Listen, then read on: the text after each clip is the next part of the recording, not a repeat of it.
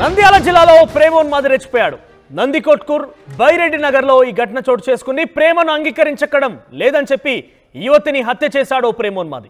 Inter విద్యార్థిని పైన petrol పోసి నిప్పంటించాడు ఆ ఉన్మాది. ఆ తర్వాత ఆత్మహత్య యత్నం చేసుకున్నాడు. ఆసుపత్రికి తరలించి ప్రస్తుతం ఆయన పరిస్థితి కూడా విషమంగా ఉంది. నిందితుడు కొలివగుండ్లకు చెందినటువంటి రాఘవేంద్రగా గుర్తించారు పోలీసులు. సో ఇంటర్ విద్యార్థిని పైన ప్రేమ అంటూ వెంటపడ్డాడు. ఆ ప్రేమని ఆ అమ్మాయి ఎంత మేరకు యాక్సెప్ట్ చేయకపోవడంతో ఈ రకంగా వేధింపులకు మరింతగా రెచ్చిపోయినటువంటి ఆ యువకుడు ఆ యువతిని హత్య చేసి పెట్రోల్ పోసి నిప్పట్టించాడు. ఆ తర్వాత ఆయన కూడా ఆత్మహత్య యత్నానికి ప్రయత్నం చేసుకున్నాడు.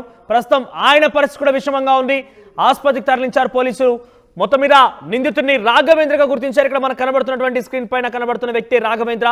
ఒక అమ్మాయిని ప్రేమ పేరుతో వేధింపులకు పాల్పడి ఆ అమ్మాయి ఎట్టి పరిస్థితుల్లో కూడా యాక్సెప్ట్ చేయకపోవడంతో అంగీకరించకపోవడంతో ఆ అమ్మాయిని హత్య చేసి పెట్రోల్ పోసి నిప్పంటించాడు. ఆ తర్వాత ఆయన కూడా ఆత్మహత్య యత్నం చేసుకున్నాడు. ప్రస్తుతం ఆయన పరిస్థితి కూడా విషమంగా ఉంది. ఇక్కడ మనకు కనబడుతున్న ఆ దృశ్యాలు కొంత ఇబ్బందికర దృశ్యాలవి కూడా చాలా వరకు కొంత మనకు కనబడుతున్న దృశ్యాలు చూస్తుంటే కనుక ఆ అమ్మాయిని హత్య చేసిన తర్వాత నిప్పంటించిన తర్వాత ఆ దృశ్యాలు కనబడుతున్నాయి మనకు మధ్యలో బాక్స్లో. సో చివరిగా కనబడుతున్న బాక్స్లో కనబడుతున్న విద్యార్థి ఆవిడే. ఆ అమ్మాయినే ఈ రాఘవేంద్ర హత్య చేసి పెట్రోల్ పోసి నిప్పంటించాడు. మరిన్ని అప్డేట్స్ హుసేన్ అందిస్తారు. హుసేన్, సో ప్రస్తుతం రాఘవేంద్ర ఆరోగ్య పరిస్థితి ఎలా ఉంది? ఎంతకాలంగా ఈ వ్యవహారం కొనసాగుతుంది? గతంలో కూడా ఇదే తరహాలో వేధింపుల పాల్పడిన నేపథ్యంలో ఆ అమ్మాయి ఎప్పుడు ఇంట్లో చెప్పుకోలేదా, తల్లిదండ్రులకు చెప్పుకోలేదా ఈ రకంగా రాఘవేంద్ర ఇబ్బంది పెడుతున్నాడని? ఉమ్మడి కర్నూలు జిల్లా నందికొట్కూరు బైరెడ్డి నగర్ లో దారుణమైనటువంటి ఘటన చోటు చేసుకుంది. తెల్లవారుజామున ప్రేమోన్మాది పెట్రోల్ పోసి నోట్లో బట్టలు కుక్కి చంపేసినటువంటి ఘటన వెలుగులోకి వచ్చింది. ప్రేమ పేరుతో రాఘవేంద్ర గత కొంతకాలంగా కొన్నేళ్ల నుంచి వేధిస్తున్నటువంటి నేపథ్యంలో ఎవరైతే ఇంటర్ విద్యార్థిని ఉన్నారో ఆ విద్యార్థికి సంబంధించినటువంటి స్వగ్రామం వెల్దుర్తి మండలం రామల్లకోట రాఘవేంద్ర వచ్చేసి బనాయనపల్లి నియోజకవర్గం కొలిమూరులో ఉన్నటువంటి నేపథ్యం. అయితే వీళ్ళిద్దరికి ఎక్కడ సంబంధం ఏర్పడింది, ఎప్పటి నుంచి వేధిస్తున్నాడు, ఎలా కాంటాక్ట్ లోకి వచ్చారనేటువంటి మాత్రం పోలీసులు కేసు నమోదు చేసి దర్యాప్తు చేసుకున్నటువంటి పరిస్థితి అయితే కొనసాగుతుంది. మరోవైపు ప్రేమ పేరుతో 9వ తరగతి చదివేటువంటి సమయంలోనే ఆ విద్యార్థిని పట్ల వేధింపులకు గురి చేస్తున్న నేపథ్యంలో రోజు రోజుకి వేధింపులు గురవుతున్న నేపథ్యంలోనే తన చదువు భంగం అవుతుంది, తన చదువుకి ఇబ్బంది అవుతుందనే నేపథ్యంలో ఎవరైతే ఈ అమ్మాయి ఈ విద్యార్థిని తల్లిదండ్రులు ఉన్నారో వీళ్ళు బంధువులకు నందికొట్కూరులో బైరెడ్డి నగర్ లో ఉన్న తమ బంధువుల వద్ద అక్కడే ఉంచి అక్కడే ఇంటర్మీడియట్ విద్య చదివిస్తున్న నేపథ్యంలోనే ఇవాళ తెల్లవారుజామున ప్రేమ పేరుతో మరోసారి ఆ యువకుడు అక్కడికి వెళ్ళాడు. రాఘవేంద్ర పెట్రోల్ పోసి నోట్లో గుడ్డలు కుక్కి చంపేసినటువంటి ఘటన వెలుగులోకి వచ్చింది. అయితే ఈ ఘటనలో తీవ్రంగా గాయపడ్డాడు ప్రేమోన్మాది రాఘవేంద్ర కూడా. అయితే గాయపడ్డటువంటి రాఘవేంద్రను స్థానికంగా ఉన్నటువంటి కర్నూలు ప్రభుత్వ ఆసుపత్రి తరలించారు. తనకు సంబంధించినటువంటి ఆరోగ్య పరిస్థితి మీద కూడా ఆరాధిస్తున్నటువంటి పరిస్థితి. అంటే హుసేన్, ముందుగా వీరిద్దరికి పరిచయం ఎక్కడిది? అంటే వీళ్ళు స్కూల్ సమయంలో కలిసి చదువుకున్నారా, లేదంటే ఒకే గ్రామానికి సంబంధించిన వారా? పదే రాఘవేంద్ర మీరు చెప్తున్న ప్రకారంగా 9వ తరగతి నుంచి ఆ అమ్మాయిని వేధిస్తున్నాడంటే ఎప్పుడు కూడా తల్లిదండ్రులకు చెప్పుకోలేదా అమ్మాయి? అంటే గతంలో జరిగేటువంటి పరిణామాల నేపథ్యంలో ఇంట్లో తల్లిదండ్రులకు తెలిసినటువంటి నేపథ్యంలోనే తన చదువులు ఇబ్బంది ఏర్పడుతుంది, ప్రేమ పేరుతో తమ అమ్మాయిని బలి తీసుకుంటాడనేటువంటి నేపథ్యంలోనే దూరంగా, అంటే ఆ గ్రామానికి దూరంగా, అక్కడ చదివేటువంటి పరిసరాలకు దూరంగా తమ బంధువులు నందికొట్కూరులో ఉండడంతో నందికొట్కూరులో ఒక ప్రైవేటు జూనియర్ కళాశాలలో మొదటి సంవత్సరం జాయిన్ చేసినటువంటి పరిస్థితి ఉంది. ఆ నేపథ్యంలోనే అక్కడ కూడా తన ఆచూకీ తెలుసుకుని తను ఎక్కడ చదువుతుందనేటువంటి ఆరా తీసుకున్న తర్వాతే రాఘవేంద్ర అక్కడికి వెళ్ళి దాడి చేసినట్టు తెలుస్తుంది. అయితే కొలిమిగూడకు చెందినటువంటి రాఘవేంద్ర రామలకోటకు చెందినటువంటి ఈ విద్యార్థినికి సంబంధించి వీళ్ళ మధ్య ఎప్పుడు పరిచయం ఏర్పడింది, ఎప్పటి నుంచి వేధిస్తున్నాడు, సుమారుగా ఆ గ్రామానికి ఈ గ్రామానికి చూసుకుంటే 100-150 కిలోమీటర్ల దూరం ఉన్నటువంటి పరిస్థితి ఉంది. అయితే వీళ్ళకి ఎక్కడ కాంటాక్ట్ అయ్యారా, అంటే సోషల్ మీడియా ద్వారా అయ్యారా, లేకపోతే ఇంకో వేరే ఎక్కడైనా పరిచయం అయ్యారా, లేకపోతే ఇంకో బంధువులు ఇంటికి పోయినప్పుడు పరిచయం అయ్యారా అనేటువంటిది ఇంకా ఎప్పటికీ తెలియనటువంటి అంశం. అయితే ఈ కోణంలోనే పోలీసులు కేసు నమోదు చేసి దర్యాప్తు చేస్తున్నటువంటి పరిస్థితి అయితే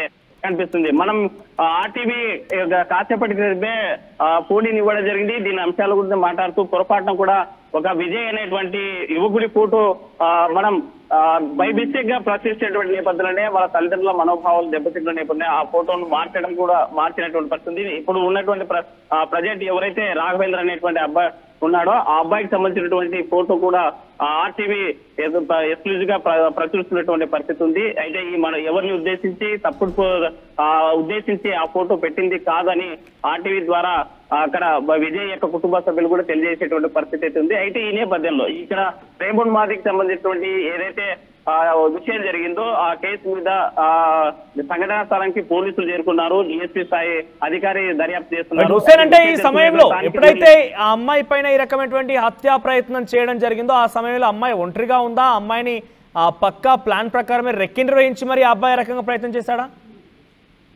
అంటే కంపల్సరీ మనకు, ఎందుకంటే ప్రీ ప్లాన్డ్ గా ఇంట్లోకి వెళ్ళడం అంటూ అంత సాధ్యమైనది కదా. అపరిచిత వ్యక్తి ఇంట్లోకి వెళ్ళి దాడి చేసేటువంటి పరిస్థితి అయితే లేదు. రెక్కి నిర్వహించారు. తన యొక్క ఎక్కడెక్కడ తన రోజువారీ దినచర్యలో భాగంగా ఎక్కడ తిరుగుతుంది, ఎక్కడ స్కూల్ నుంచి ఎక్కడ పోతుంది, ఎక్కడ ఉంటుంది అనేటువంటి తెలుసుకున్న తర్వాతే స్పష్టంగా దాడి చేసినట్టు తెలుస్తుంది. అయితే పడుకున్నటువంటి సమయంలో, ఇంట్లో ఉన్నటువంటి సమయంలో ఇంట్లోకి ఎలా చొరబడ్డారనేటువంటి అంశం మీద పోలీసులు అనుమానాలు వ్యక్తం చేస్తున్నారు. అయితే గతంలో వీరిద్దరికి ఏమైనా ఇద్దరు కూడా సంబంధాలు ఉన్నాయా, వీరిద్దరి మధ్య ఎలాంటి గొడవలు లేక ఇద్దరికి మంచి స్నేహపూర్వక సంబంధాలు ఉన్నాయా, లేకపోతే ఉద్దేశపూర్వకంగానే ఇంట్లోకి ఒకసారిగా ప్రవేశించి అకస్మాత్తుగా దాడి చేశారా అనేటువంటిది చాలా అనుమానాలు అయితే వ్యక్తం చేస్తున్నారు పోలీసులు. ఆ కోణంలోనే పోలీసులు కేసు నమోదు చేసి దర్యాప్తు చేస్తున్నటువంటి పరిస్థితి అయితే స్పష్టంగా కనిపిస్తుంది. మనోజ్, రైట్. ప్రజెంట్ రాఘవేంద్ర పరిస్థితి ఎలా ఉంది? ఆయన కూడా పరిస్థితి విషమంగా ఉంది. ఆయన కూడా ఆత్మహత్య యత్నం చేసుకున్నట్టు తెలిసిన నేపథ్యంలో ఆయన ఆరోగ్య కండిషన్ ఏంటి ప్రజెంట్?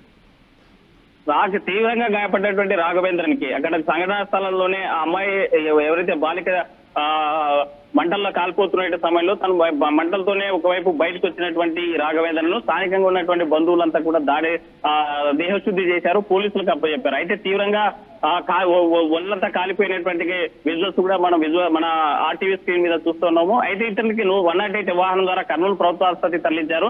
అయితే కర్నూలు ప్రభుత్వ ఆసుపత్రిలో పోలీసులు గోప్యంగా వైద్యం అందిస్తున్నట్టు తెలుస్తా ఉంది. ఎక్కడ ఏ హాస్పిటల్ ఉన్నారు, ఎక్కడ అంటే ఏ వార్డులో ఉన్నారనేటువంటి కనీస సమాచారం కానీ మీడియా కానీ అలౌ చేసేటువంటి పరిస్థితులు అయితే కనిపించడం లేదు. ఎందుకంత గోప్యత పాటించాల్సినటువంటి అవసరం ఉంది అనేటువంటిది మాత్రం పెద్ద చర్చ కొనసాగుతున్నటువంటి అంశం అయితే ఉంది. అయితే దీని వెనుక ఈ ఘటనలో ఏమైనా కుట్రకోణం ఏమైనా ఉందా, లేకపోతే ప్రేమోన్మాదిగా మారినటువంటి నేపథ్యంలో ఇలా జరిగిందా, లేకపోతే గతంలో వీరి మధ్య ఏమైనా సంబంధాలు కొనసాగాయి అనేటువంటి ఈ అంశం మీద పోలీసులు అయితే కేసు నమోదు చేసి దర్యాప్తు చేస్తున్నటువంటి పరిస్థితి కొనసాగుతుంది. రైట్ హుస్సేన్, సో మొత్తం మీద ఆ అమ్మాయిపై 9 తరగతి నుంచి కూడా ఆ అబ్బాయి చాలా వేధింపులు పాల్పడ్డాడు. ప్రేమించాలంటే వెంటపడ్డాడు. పలుమార్లు అమ్మాయి వారించినా వద్దని చెప్పినా కూడా ఎట్టి పరిస్థితుల్లో కూడా వినలేదు. అయితే ఈ విషయం బయట తెలిస్తే తన చదువుకే ఆటంకం కలుగుతుందని భయపడినటువంటి అమ్మాయి చాలా కాలం వరకు కూడా మౌనంగానే ఉండింది. తాజాగా ఆ అమ్మాయిని మరోసారి ప్రేమ పేరుతో వేధింపులకు పాల్పడినటువంటి రాఘవేంద్ర ఎట్టి పరిస్థితుల్లో వినకపోయేసరికి ఆ అమ్మాయి పైన అమ్మాయిని హత్య చేసి చంపేసి ఆ తర్వాత పెట్రోల్ పోసి నిప్పంటించాడు. ఆ తర్వాత ఆయన కూడా పెట్రోల్ పోసుకొని నిప్పంటించుకున్న ప్రస్తుతం ఆయనపై రాఘవేంద్ర పరిస్థితి కూడా చాలా విషమంగా ఉంది. అపస్మారక స్థితిలో హాస్పిటల్లో చికిత్స పొందుతున్నాడు రాఘవేంద్ర. మొత్తం మీద ఏదేమైనా కూడా ఈ ఘటన పైన అటు హోంమంత్రి అనిత కూడా చాలా సీరియస్గా రియాక్ట్ అయ్యారు. సంబంధిత జిల్లా ఎస్పీ కూడా కాల్ చేసి వెంటనే ఈ విషయం పైన నివేదిక అందించాలి, చాలా సీరియస్గా తీసుకోవాలని కూడా చెప్పడం జరిగింది. ఇటువంటి ఘటనలు మరోసారి పునరావృతం కాకుండా చూసుకోవాలని కూడా చాలా సీరియస్గా ఆవిడ చెప్పడం జరిగింది. సో రాష్ట్ర ప్రభుత్వం కూడా సీరియస్గా తీసుకుంది కాబట్టి ఈ ఘటనపైన ఎటువంటి పురోగతి సాగిస్తారు, అట్ ది సేమ్ టైం ఇటువంటి ఘటనలు జరగకుండా మరోసారి ఏ రకంగా నిర్వహిస్తారు? ఎందుకంటే వరుసగా చూస్తున్నాం ఈ ప్రభుత్వం ఏర్పాటైనటువంటి మొదటి నుంచి కూడా ఇటువంటి విధంగానే పెట్రోల్ పోసి నిప్పండించాలు, రైల్వే ట్రాక్లపై అత్యాచారాలు, చిన్న అమ్మాయిలపై అత్యాచారాలు చేసి చెరువులో పడేలాడు, ఒకదాని వెంట ఒకటి వరుసగా చాలా ఘాతుకమైనటువంటి ఇటువంటి ఘటనలు చోటు చేసుకుంటున్నాయి. కాబట్టి వీటిని నిలువరించాలనే ప్రయత్నంలో చాలా సీరియస్గా ప్రభుత్వం కూడా రియాక్ట్ అయింది.